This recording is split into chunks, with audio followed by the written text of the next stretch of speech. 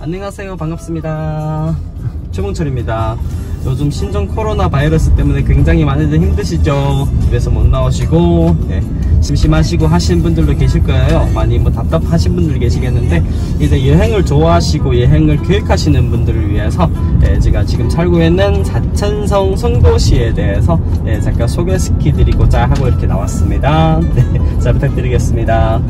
지금 제가 살고 있는 도시가 성도시예요. 근데 성도시 하시면 중국의 청도시랑 굉장히 많이 헷갈려 하시는 분들 굉장히 많으세요. 그 이유는 성도, 청도 좀 비슷하거든요. 그런데 중국어로 하시면 성도는 청도시고 청도는 칭다오시예요. 그래서 완전 틀리는 말이에요. 그리고 성도에서 청도까지 운전하고 가시면 1600km 떨어졌어요. 1600km 떨어졌습니다. 굉장히 많이 떨어진 그런 곳이에요. 그러시기 때문에 완전 틀리는 도시라고 생각을 하시면 되시고요. 성도시를 성도시라고 불리는 이유가 오시는 분들이 다 성공을 한다 해서 성공하는 도시라 해서 성도시예요. 성공한 도시. 우리 손님들도 오시면 성공하시겠죠?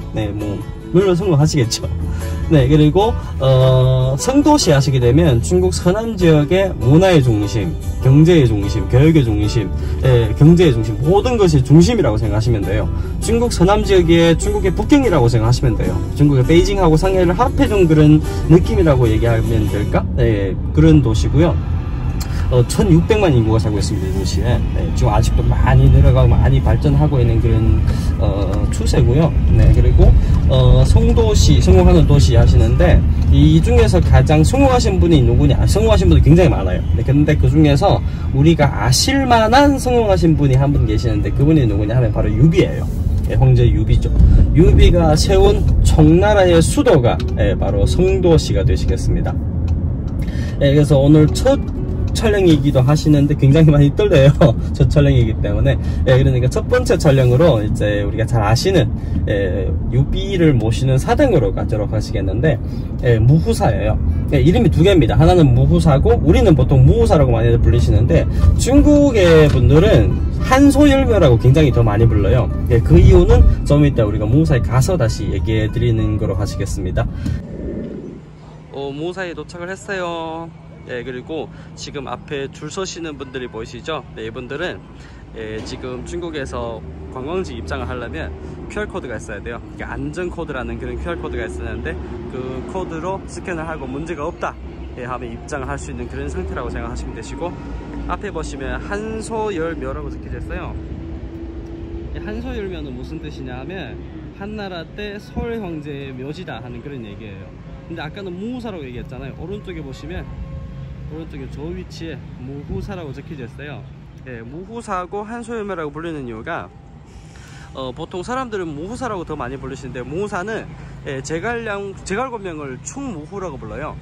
충성심이 강화돼서 충무후라고 부르는데, 제갈공명을 모시는 사당이다 해서 무후사고, 근데 명나라 때 황제 한 분이 여기 오셨는데, 오셔서 무슨 얘기 하시냐 하면, 유비를 모시는 묘지가 있는데 왜서 신하의 이름을 붙여서 부르냐 해서 그때부터 한나라 때 서울 황제의 묘지들의 이름을 바뀌게 됐어요. 그래서 지금은 한소열묘가 더 크게 간판이 붙어져 있는 그런 상태인데, 사람들은 다 무후사라고 불리고 있는 그런 상태라고 생각하시면 돼요. 자, 입장하실게요. 쓰는 QR코드랑 자, 지금 무후사에 입장을 했고요. 입장하시고 지금 안쪽으로 천천히 같이 들어갈게요.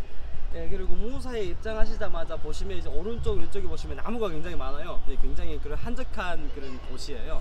그러시고 들어오시자마자 보이시는 오른쪽 왼쪽에 당비 명비라고 지어져 있는데, 당비 명비가 무슨 얘기냐 하면 당나라 때 하고 명나라 때 무후사에 대한 보수공사를 한 내용을 적어 놓은 거예요. 그 내용을 적어 놓은 이유가 후에 사람들한테 당나라 때 명나라 때 우리가 이만큼 먹고 살고 살만했기 때문에, 우리가 지금 궁정이 번강해서 살만했기 때문에 역사를 주기 위해서 무후사에 대한 역사에 대한 보수공사를 했다 하고 후에 사람들한테 우리가 이만큼 살만했다 하는 그런 내용을 적어 놓은 거라고 생각하시면 되시는데,来我近一点。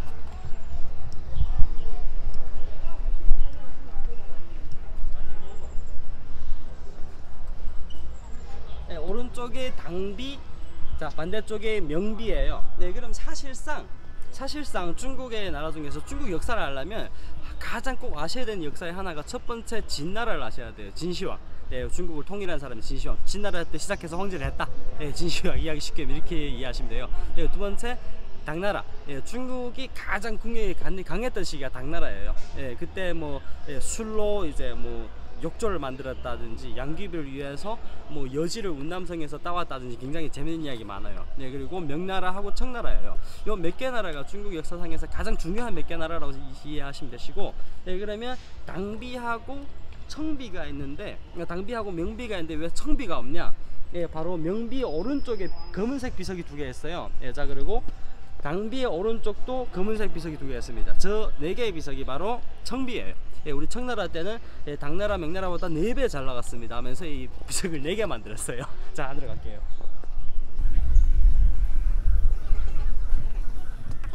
자, 금방 우리가 티켓팅 했던 문이 1문이에요. 네, 자, 그리고 지금 뒤에 보이는 문이 2문입니다. 자, 가까이 가실게요.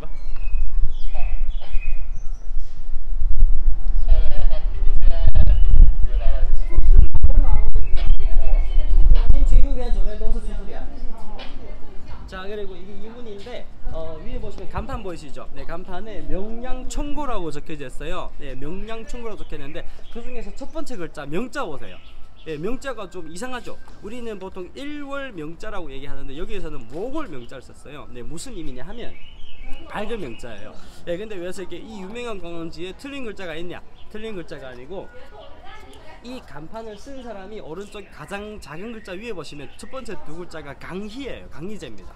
강희제는 중국의 청나라 때 네 번째 황제고 중국이 가장 살만했던 그런 시대의 황제였다고 생각하시면 되고, 진짜 나라를 위해서 황제로 좋은 일을 많이 하신 그런 황제고, 강희제 하면 가장 유명한 게 자기 황제 신분에도 불구하고 평민들이 입는 옷을 입고 평민들이 사는 곳에 와서 내가 평민들이 생활하는 생활을 하면서 자기 황제라는 신분을 속이고 평민들이 불편을 직접 바꿔준 황제가 바로 강희제예요. 굉장히 좋은 황제입니다.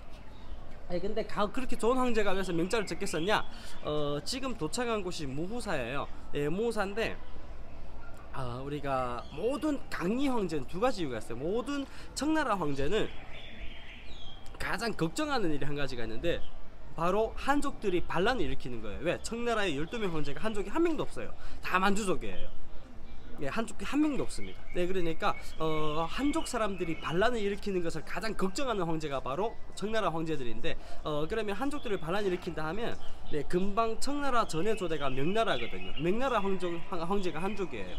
그럼 반란을 일으킨다 하면 시간이 엄청 지나 우리가 뭐 당나라 사람들을 반란을 일으킬 일은 없잖아요. 왜냐면 다 죽었으니까.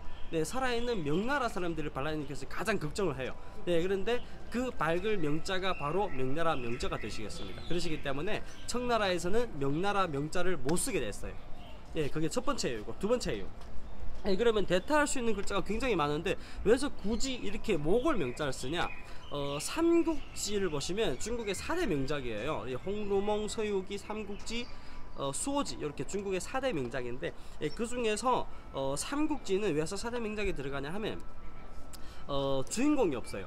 주인공이 없는데 읽는 사람의 연령대거나 읽는 사람의 성격이거나 여러가지 원인으로 해서 내가 좋아하고 안 좋아하는 사람이 분명히 분간된다는 거. 개인적으로 저는 조도를 엄청 좋아해요. 네, 저는 유비를 엄청 싫어해요. 왜 그런지는 후에 시간이 나면 다시 얘기 드리고, 근데 지금 여기가 바로 유비를 모시는 사당이거든요. 근데 유비를 제가 싫어하는 이유가, 한번 지금 얘기해 드릴게요. 싫어하는 이유가, 유비는 자기가 나가서 진짜 요명하게 싸워서 승리를 거두는 게 아니고 이 사람이 사람을 잘 뽑아요. 마초라든지 황충이라든지 관우, 장비, 조자력이든지 이런 사람을 잘 뽑아서 이 잘 뽑아준 사람들이 잘 싸워줬기 때문에 만들어진 게 지금의 청나라라고 생각하시면 돼요. 네, 그러시기 때문에 유비의 윤이 밝다는 얘기죠. 유비의 해안을 밝을 명자에 붙여서 지금 보이시는 명량청고의 명자가 되시겠어요. 지금 이렇게 들어오시게 되면 금방 이 문을 들어오시게 되면 앞에 이렇게 광장이 나오는데 이 광장에서 가장 앞에 보이시는 분이 바로 한조의 황제예요. 네, 바로 유비입니다. 자, 그리고 왼쪽으로 보시면 왼쪽에 쭉 저기 장군님들 앉아 계시는데 저분들이 무장들이에요. 싸우는 사람들이에요. 조사령도 저기 있고 황충도 저기 있고 마초도 저기 있어요. 자, 그리고 이쪽으로 보시면 책사, 문신들이에요. 지금 저희는 공부를 잘하니까 이게 문신 쪽으로 가시도록 하시겠습니다.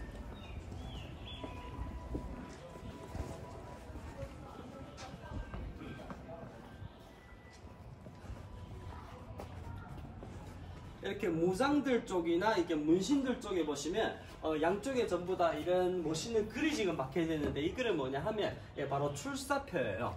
출사표가 뭐냐?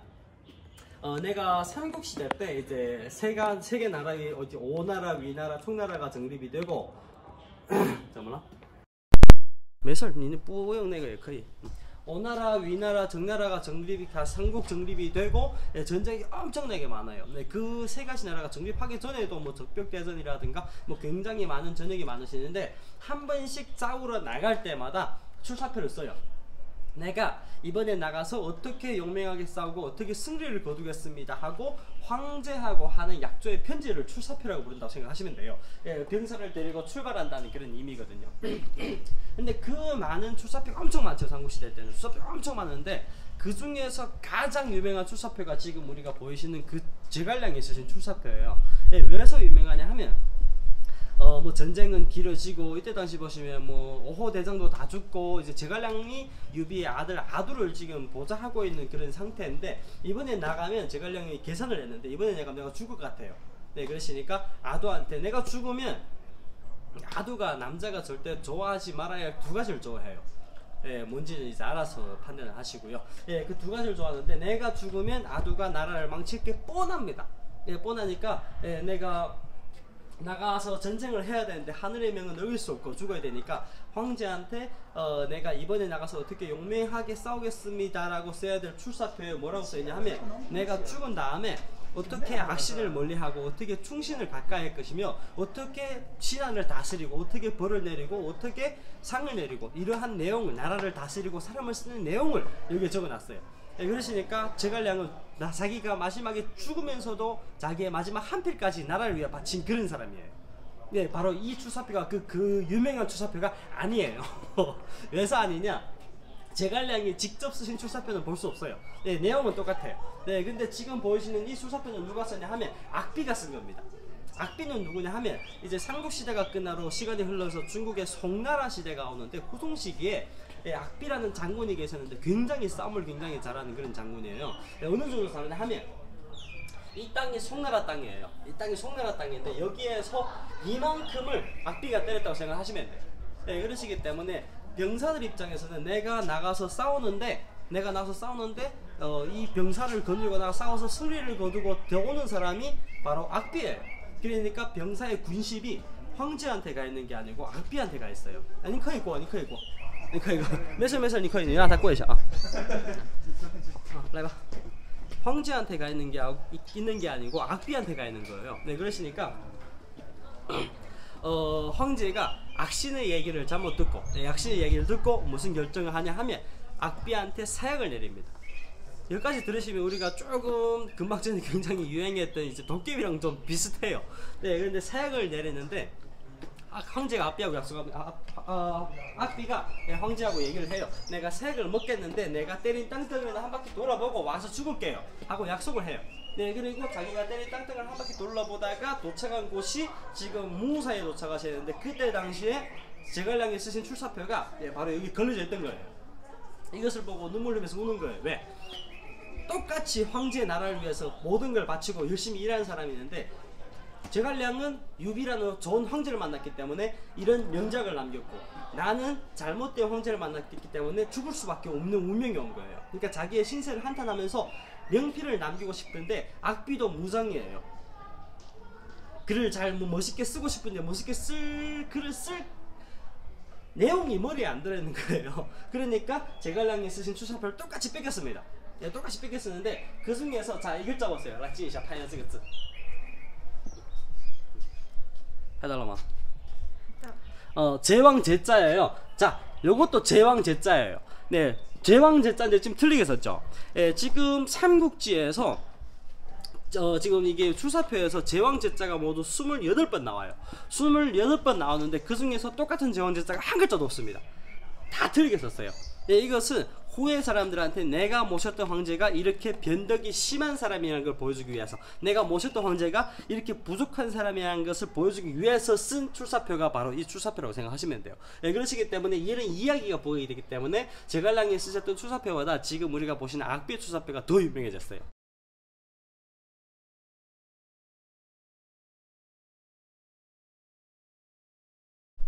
그러시기 때문에 지금 마지막에 삼국지하고 전혀 상관이 없는 악비의 이름이 여기에 지금 박혀져 있는 거예요.